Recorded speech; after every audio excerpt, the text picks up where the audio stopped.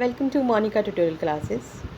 Hi, this is Monica Agarwal, lecturer in commerce from GGSS Hisar.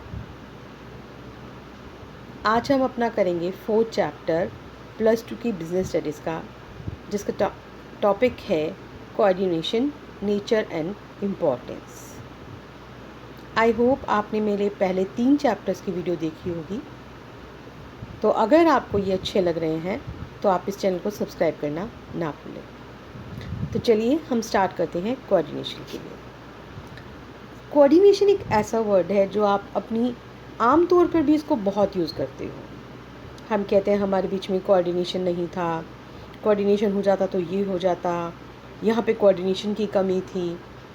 ठीक है, अब वो कोऑर्डिनेशन है क्या? एक वर्ड और आप इसका यूज़ करते हैं, कोऑपरेशन। हमने बड़ा कोऑपरेट किया, हमें कोऑपरेशन मिला, करते हैं ना यूज़। तो क्या ये दोनों वर्ड सिनोनियम हैं एक दूसरे के? क्या कोऑर्डिनेशन और कोऑपरेशन सेम चीज़ है?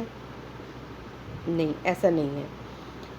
पहले बात करूँगी मैं कोऑपरेशन की थोड़ी सी। कोऑपरेशन हमारा क्या है कि अपनी इच्छा से दूसरों के साथ मिलकर काम करना, दैट इज़ कोऑपरेशन, सहयोग जिसे आप कहते हैं। यहाँ पे क्या चीज़ होगी? आपकी इच्छा है खुद की दूसरों के साथ मिलकर काम करने की।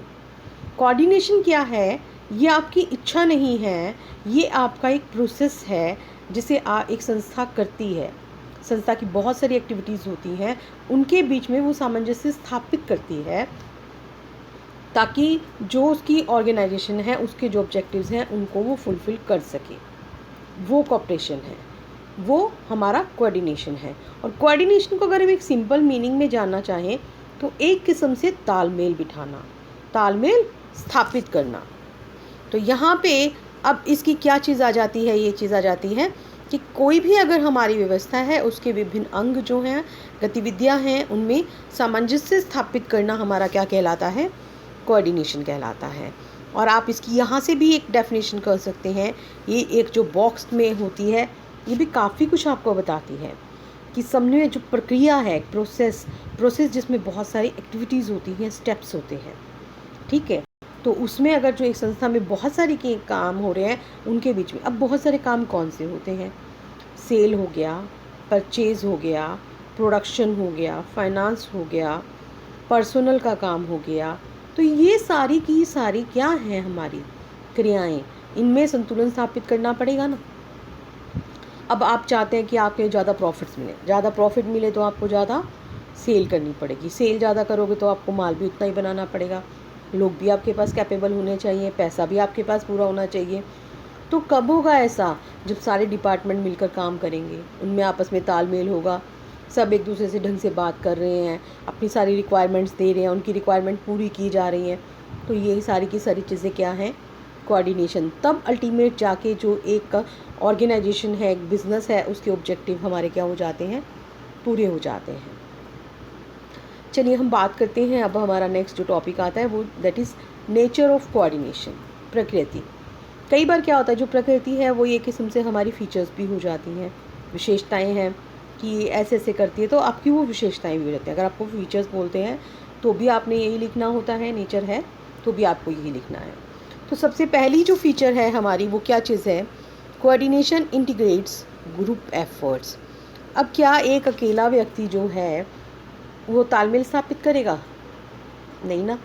जब कई सारे लोग मिलकर काम करते हैं तब वहाँ पे एक ग्रुप बन जाता है, और उस ग्रुप में आपस में लोगों के बीच में कोऑर्डिनेशन होना बहुत ज़रूरी होता है। तो ये एक किस्म से ग्रुप एफर्ट्स में जो है वहाँ पे उनको इंटीग्रेट करता है। ये सेकंड क्या आ जाता है? Coordination ensures unity of action.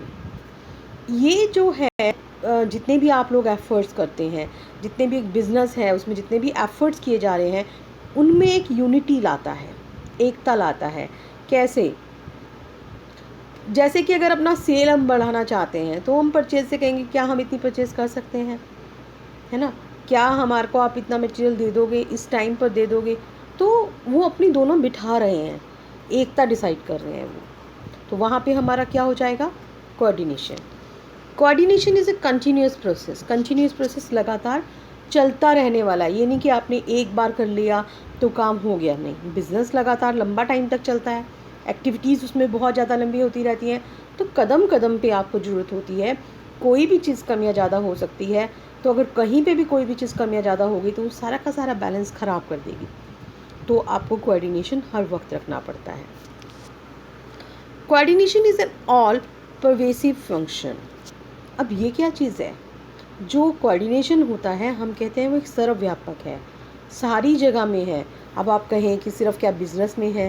नहीं, हमारे जो नॉन बिज़नेस हैं वहाँ पर भी होता है।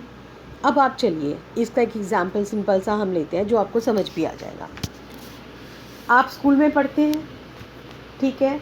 अब एक साथ अगर सारे टीचर्स आ जाएं, वो बोले मैं क्लास लूँ, वो बोले मैं क्लास लूँ, आप पहले मेरा काम करो, पहले मेरा काम करो, आप किसका करोगे? नहीं कर पाओगे ना, आप, दिक्कत हो जाएगी। तो इस दिक्कत से बचने के लिए क्या किया जाता है, स्कूलों में क्या किया जाता है, एजुकेशन इंस्टीट्यूशंस क्या करते हैं, टाइम टेबल बना देते हैं। टाइम टेबल में वो हर एक को टाइम दे देते हैं कि बच्चा जो है वो इतना टाइम, जो फर्स्ट 45 मिनट्स हैं उनको पीरियड्स के नाम उन्होंने दे दिए, फर्स्ट, सेकंड, थर्ड। फिर उन्होंने पीरियड्स को अलॉट कर देते हैं कि इस पीरियड में बच्चा ये पढ़ेगा, इस पीरियड में बच्चा ये पढ़ेगा। अब इससे होता क्या है, एक एजुकेशन इंस्टीट्यूशन क्या चाहता है कि हम बच्चों को अच्छी एजुकेशन दे सकें, बच्चा अच्छा बने, है ना। बच्चा क्या चाहता है कि उसका कैरियर बने, उसे हर चीज़ समझ में आए। अब यहाँ टाइम टेबल बनने से दोनों के ही ऑब्जेक्टिव्स क्या हैं, वो पूरे हो जाते हैं अच्छे से, उनमें संतुलन स्थापित हो जाता है, उनमें कोई लड़ाई झगड़ा नहीं रहता। बच्चे भी अपना काम आराम से करते हैं, संस्था भी आराम से काम कर रही है। अब गेम है, अगर आप खेल के मैदान में चलते हैं, अब क्रिकेट को लो, क्रिकेट में जो प्लेयर्स होते हैं आपने देखा होगा, हर एक की एक स्पेस होती है कि कौन कहाँ पे खड़ा होगा, कौन बैटिंग कर रहा है, कौन बॉलिंग कर रहा है, सब कुछ डिसाइड है ना। तो वहाँ पे वो भी क्या है, हमारा कोऑर्डिनेशन है। तो इसी तरह से जो वो हमारा बिज़नेस आ जाता है, तो बिज़नेस में भी जो डिपार्टमेंट्स हैं अलग अलग, हमारे सेल, परचेज़, प्रोडक्शन, फाइनेंस, उन सब में भी हमें क्या करना है, अपना तालमेल बिठाना है। तो इसलिए हम इसको क्या कह सकते हैं, समन्वय जो है एक वो सर्वव्यापक क्रिया है। फिर हमारा नेक्स्ट आ जाता है, coordination is the responsibility of all manager. कोई एक इंसान की नहीं ड्यूटी होती, ये सभी मैनेजर्स का होता है। हमने अपने लास्ट टॉपिक में पढ़ा था levels of management. Levels of management में क्या था, there are 3 levels of management. First is top level management, second was middle level and third was lower level management. तो यहाँ पे सभी जो लेवल्स हैं उन पे जो एक्टिविटीज़ होती हैं, आपको सभी जगह कोऑर्डिनेशन बिठाना बहुत ज़रूरी है, क्योंकि कहीं पे भी अगर कोऑर्डिनेशन में कमी होगी आप ऑब्जेक्टिव्स नहीं अचीव कर सकते। Coordination is a deliberate function. जो कोऑर्डिनेशन होता है ये आप जानबूझ के करते हो, अपने आप नहीं हो रहा ये, है ना। जैसे मैंने पहले भी आपको बताया, स्टार्टिंग में भी मैंने आपकी स्टार्टिंग किस चीज़ से की, मैंने आपको बताया कोऑपरेशन एंड कोऑर्डिनेशन, दोनों जो टर्म्स हैं वो अलग अलग हैं। कोऑर्डिनेशन क्या चीज़ है, जो आप अपने आप जानबूझ कर रहे हैं, जबकि कोऑपरेशन आपका क्या चीज़ है, जो आप अपनी मर्जी से कर रहे हो, जिसको आप यहाँ से देख सकते हो कि अपनी मर्जी से। कोऑपरेशन मीन्स द, जो अभी आपका वर्क है, काम करने की इच्छा है, अपने आप ही वो उत्पन्न हो रही है, वो आपके क्या है, हमारा सहयोग, कोऑपरेशन। लेकिन जिसको हम जानबूझ कर रहे हैं वो हमारा क्या है, कोऑर्डिनेशन है। ठीक है, तो ये था हमारा नेचर ऑफ कोऑर्डिनेशन। नेक्स्ट हमारा टॉपिक आता है, ये बहुत इम्पॉर्टेंट है, इस चैप्टर में से भी एक आपका क्वेश्चन ज़रूर ही आता है, चाहे वो 4 नंबर का ही क्वेश्चन आता है तकरीबन, लेकिन आता ज़रूर है। कई बार ये वो आ जाती हैं, नेचर आ जाती हैं, फीचर्स के नाम से पूछ लेते हैं, इसकी विशेषताएं बताइए।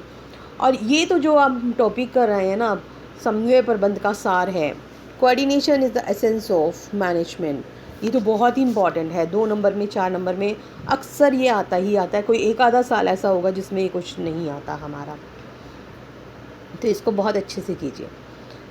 अब हमने अपनी लास्ट वीडियो में ये भी पढ़ा था कि प्रबंध के कार्य क्या क्या होते हैं।